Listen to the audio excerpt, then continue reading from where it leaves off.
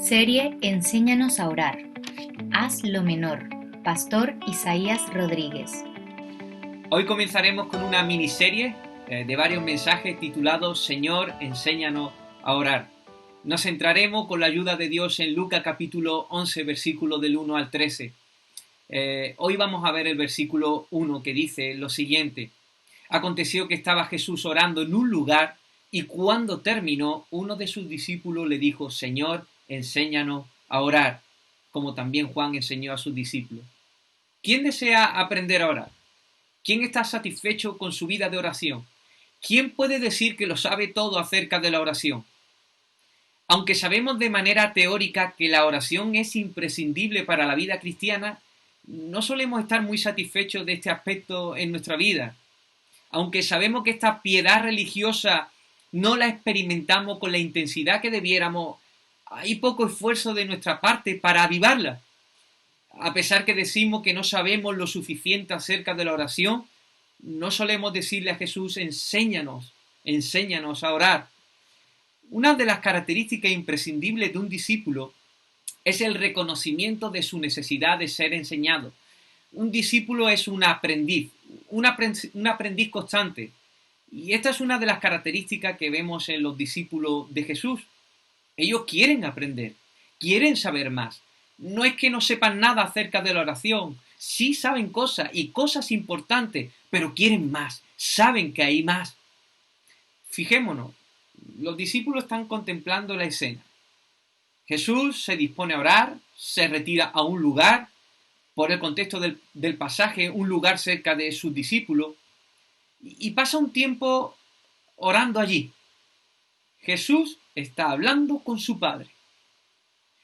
Creo que no hay una escena en la tierra que supere la increíble emoción de contemplar a Jesús intimando con su Padre. Mira, ni la escena de Messi con el balón en los pies, regateando a todos sus adversarios que se le oponen y metiendo un impresionante gol.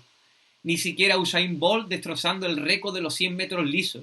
Ni la emoción que produce la obra del Rey León en el Teatro Lope de Vega de Madrid.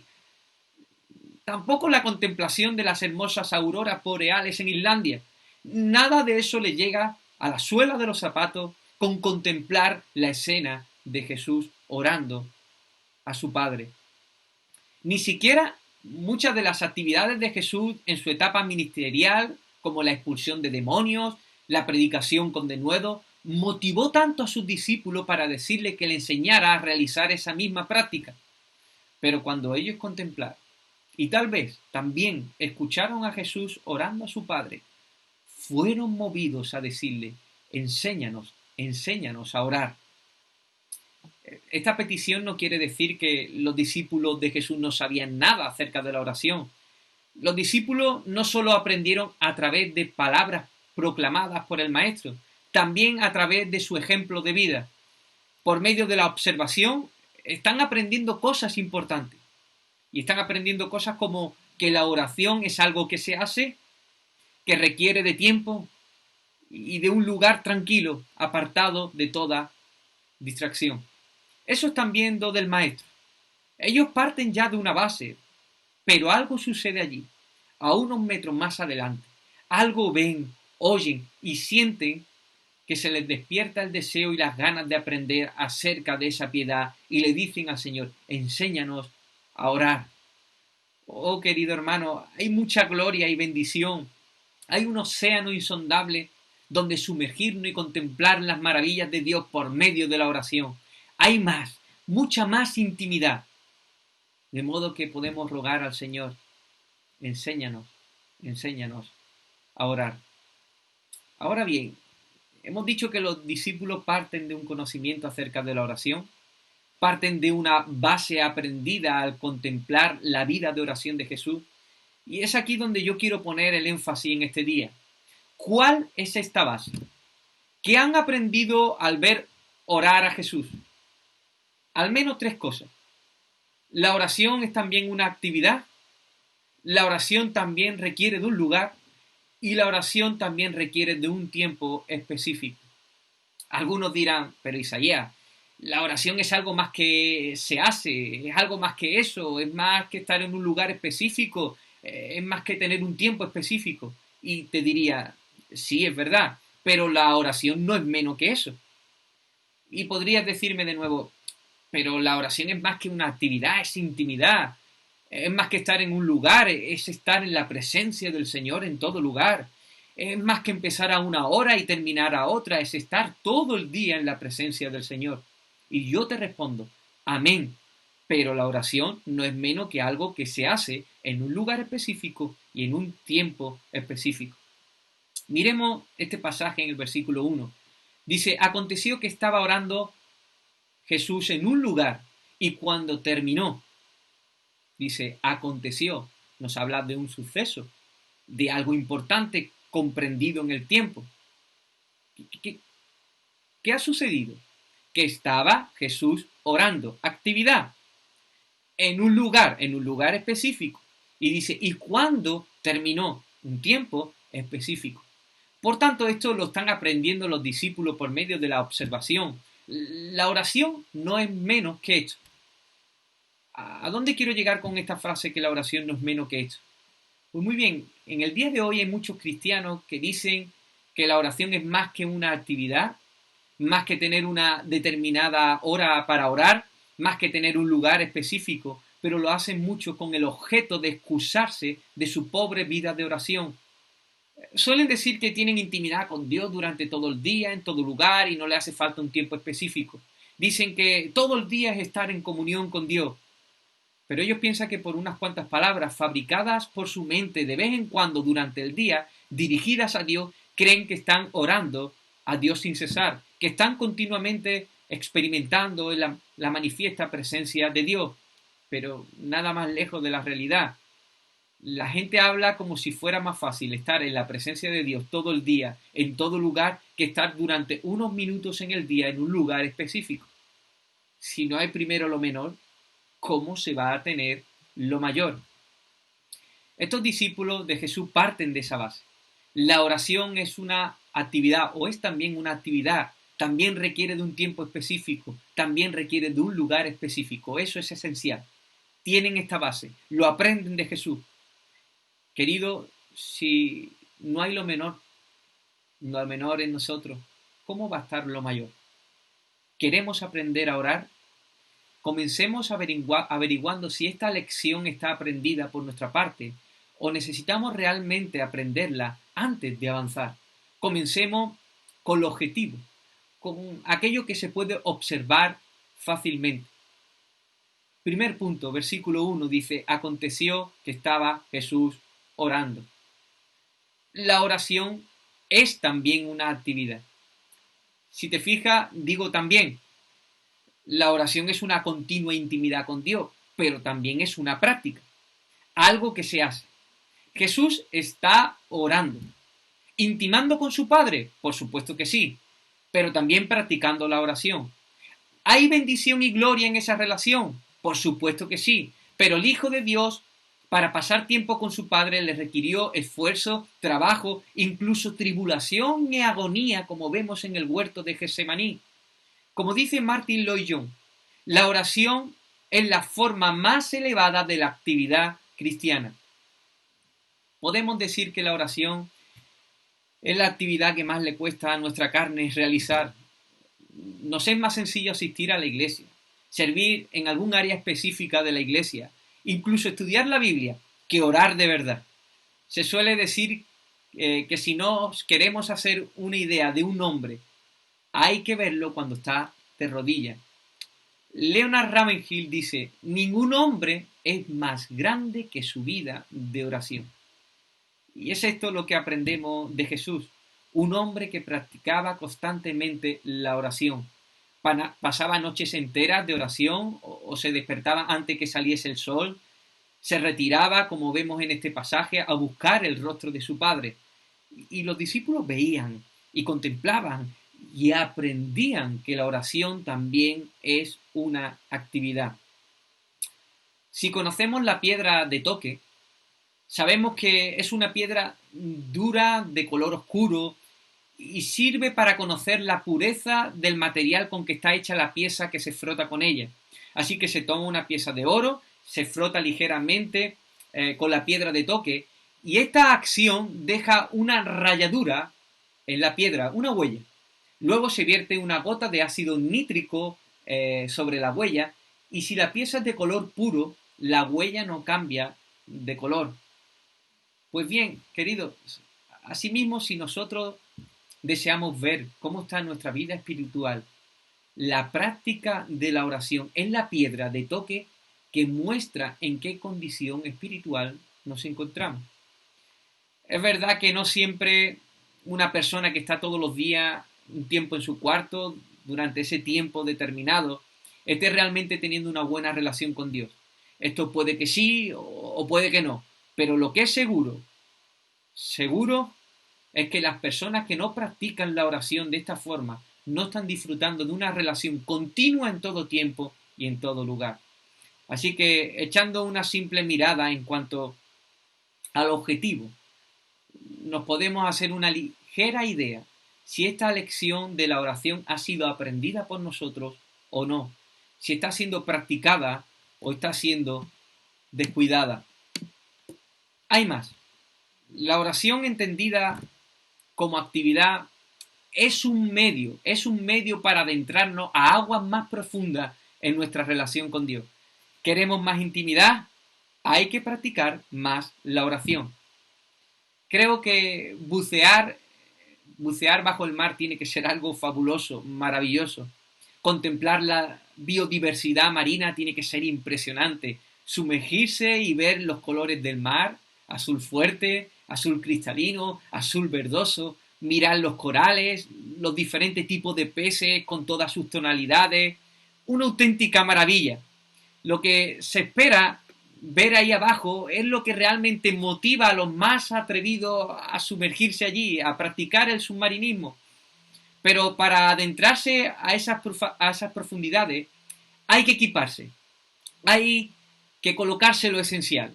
Un traje de buzo, botas, guantes, aletas de buceo, la bombona de aire.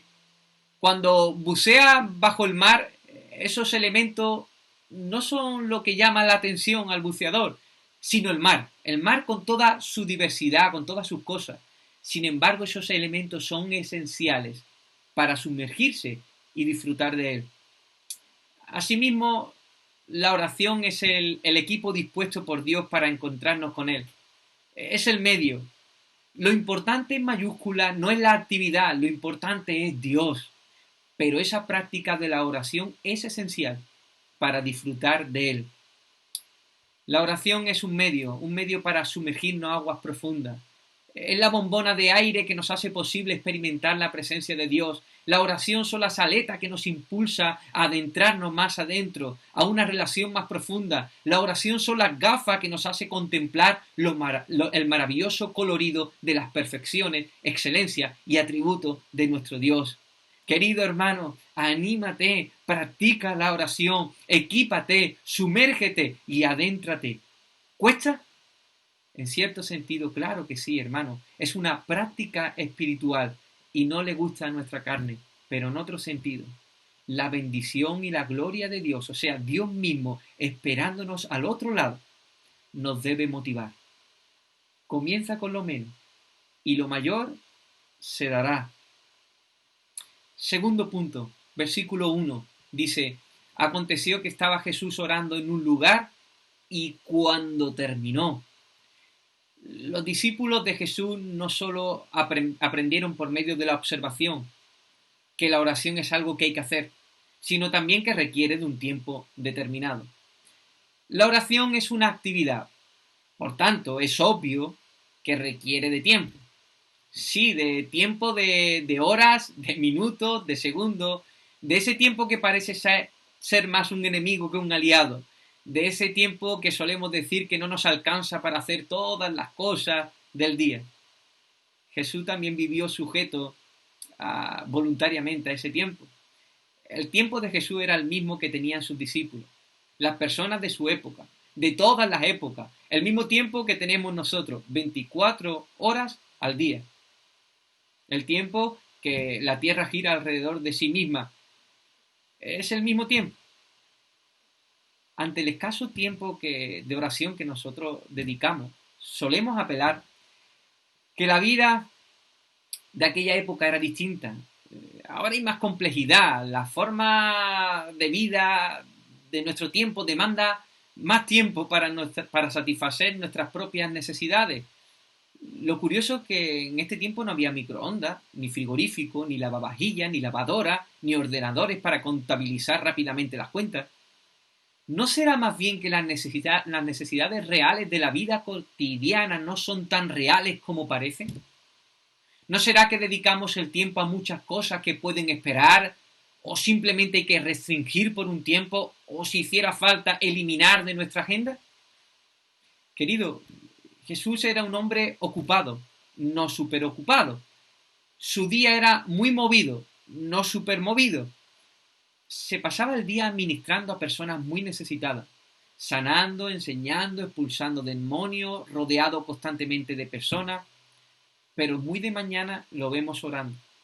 Acababa la jornada y lo vemos noches orando. Él oraba de una manera específica, en un tiempo específico. ¿Había estado durante el día orando sin cesar? Seguro que sí, continuamente, pero apartaba un tiempo específico para orar a Dios Padre. Mi hermano, no se trata de planificar nuestra agenda diaria y de último buscar un hueco para orar, sino que se trata de elaborar nuestra agenda a partir de la oración. Si queremos seguir el ejemplo de Jesús, debemos renunciar a muchas cosas placenteras. Tendremos que reducir tiempos de ocio, redes sociales, televisión, aficiones. Tendremos que reducir relaciones sociales e incluso, si fuera necesario, algunas actividades ministeriales. La oración también requiere de tiempo. La pregunta que nos debemos hacer es, ¿cómo debe ser la calidad de ese tiempo? Si continuamos observando nuestro texto base, Lucas nos relata que Jesús se había apartado. Sus discípulos no estaban muy lejos de él, pero en ese momento no estaban con él. Era el tiempo de estar a solas con su Padre. Es interesante la frase que dice, y cuando terminó, uno de sus discípulos le dijo. No fueron al maestro a preguntarle hasta que terminó de orar. No sabemos si Jesús le había enseñado a que no le interrumpieran mientras oraba, o si los discípulos, viendo esa impresionante y emocionante escena, ni siquiera se le pasaba por la cabeza interrumpirle. Pero lo que sí sabemos es que hasta que no terminó de orar, no le hablaron. Ese tiempo es el tiempo de oración con su Padre, el tiempo de Jesús de orar con su Padre, un tiempo de quietud, un tiempo apartado de distracciones. Y así es como los discípulos ven, observan y aprenden acerca del hecho de practicar la oración, como dice un autor, apartado de las obligaciones del día, protegido de las incursiones del trabajo y de los placeres. Era un tiempo exclusivamente para Dios. La cuestión no es simplemente apartar un tiempo para Dios, sino apartar también de ese tiempo todo aquello que nos puede distraer de Dios.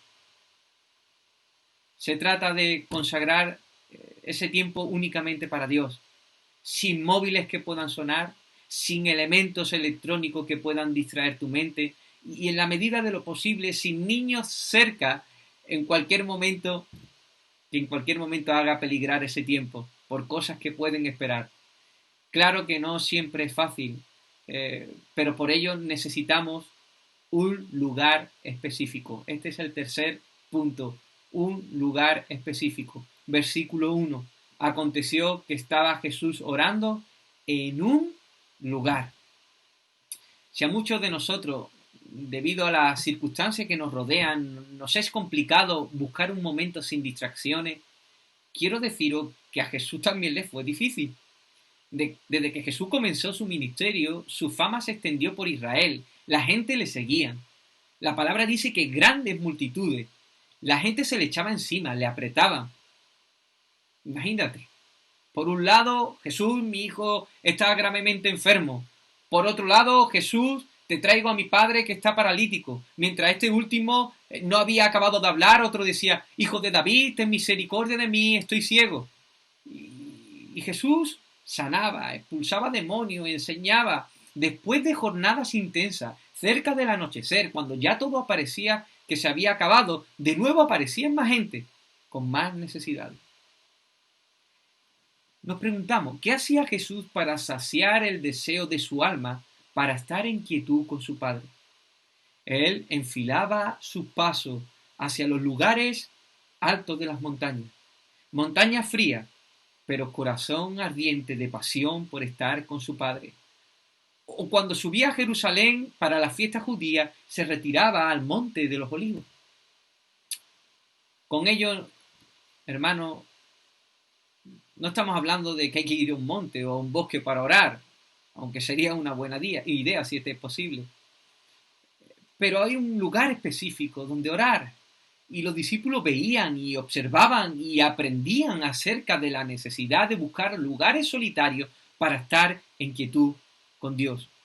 No todos tenemos estos magníficos lugares cerca de la casa, pero a pesar que en la misma casa haya muchas distracciones, no hay excusa para buscar un lugar y buscar allí al Señor.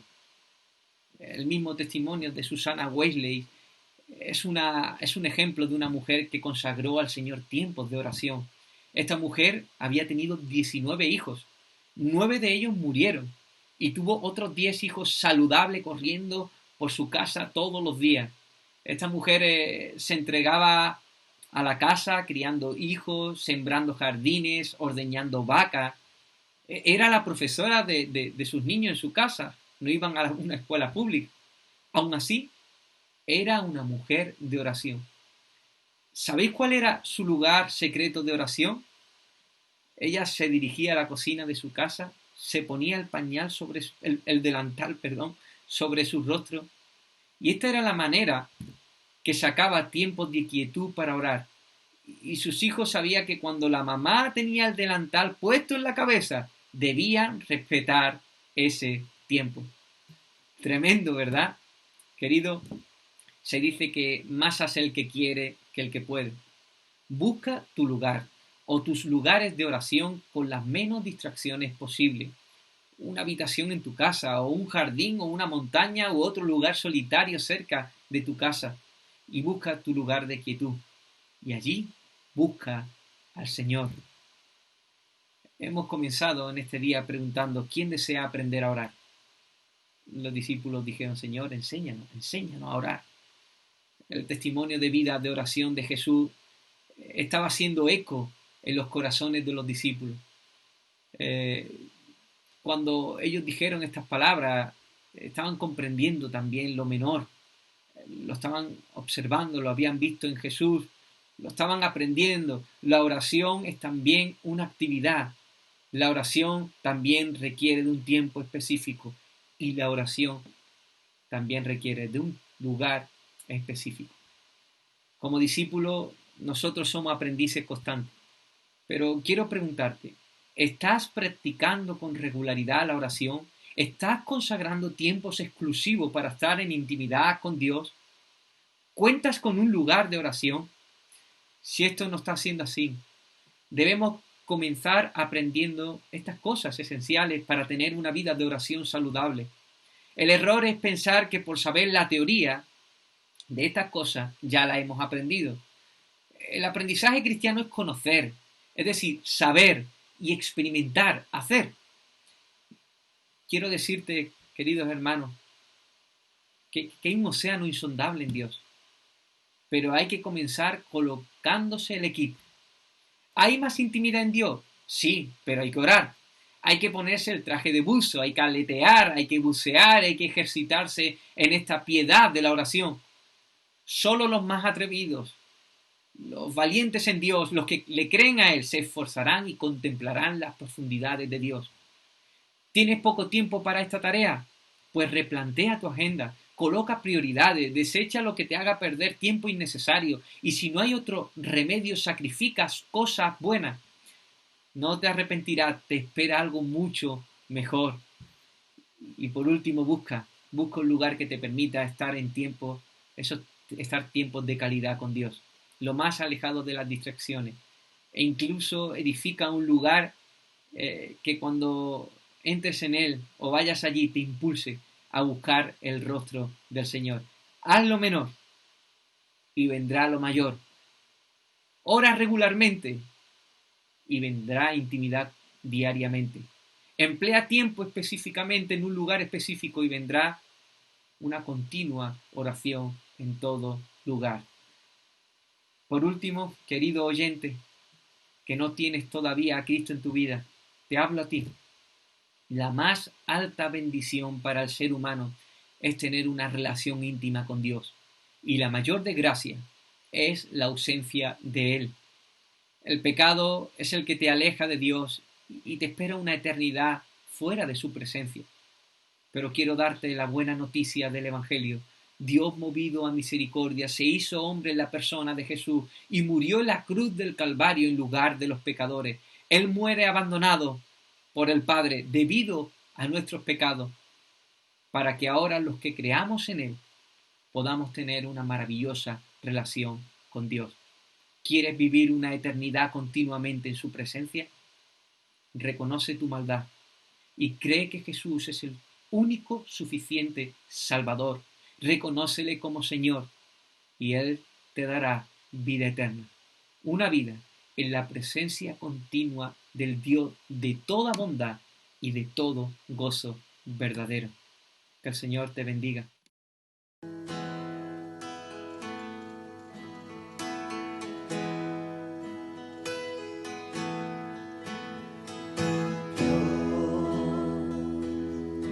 Dios mío eres tú,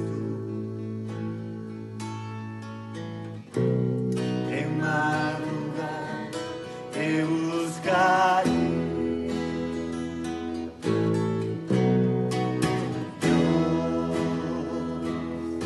Dios mío eres tú, en madrugada te buscaré. Mi alma tiene sed de ti y mi carne te anhela, y en tierra seca y árida donde aguas no hay. Mi alma tiene sed de ti y mi carne te anhela, y en tierra seca y árida donde aguas no hay.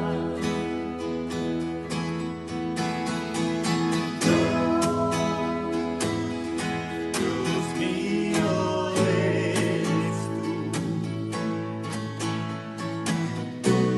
en madrugada te buscaré.